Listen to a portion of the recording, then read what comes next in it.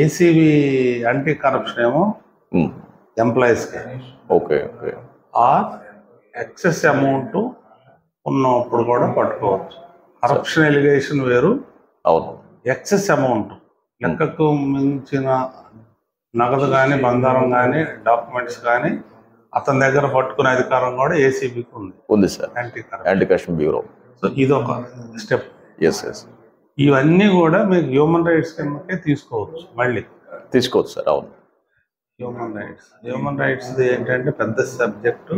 అవునండి. ఇప్పుడు ప్రజెంట్ డెమోక్రసీలో it is a necessary part of participation. Yes sir. Human rights అనేది ప్రతి నిమిషానికి భంగపరుస్తున్నారు హక్కులు. ఎస్.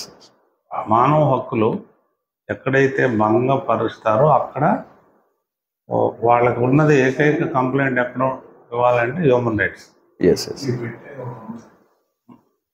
అసహనాన్ని కోల్పోయిన ప్రజలకి సహనాన్ని కల్పించడం హ్యూమన్ రైట్స్ ముఖ్య ఉద్దేశం. Wonderful sir, excellent. బేసికల్గా ఎస్. ఇప్పుడు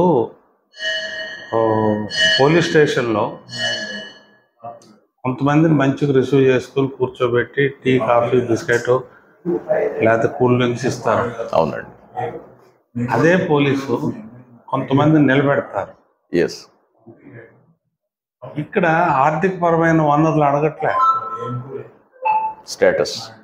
ఎందుకు నిలబెడుతున్నాం అంటే ఈయనకున్నటువంటి సామాజిక మర్యాద అడిగిట్లే సార్. అసమానత. ఇక్కడ కూర్చోబెట్టిండు ఒక అతన్ని నిలబెట్టి. ఇక్కడ ఈ రెండు సమానం కావాలి. అసమానత, సమానత హ్యూమన్ రైట్స్ యొక్క విధేది. హ్యూమన్ రైట్స్ ఏం చేయాలి? అసమానతకు గురైనటువంటి ప్రజల్ని సమానత్వాన్ని కల్పించే బాధ్యతని గవర్నమెంట్ మేల్కొల్పే బాధ్యత అది. హక్కు భంగం ఆర్టికల్ 14, 21 ఇవన్నీ ప్రశ్నించే హక్కు లేకపోయినా హ్యూమన్ రైట్సే.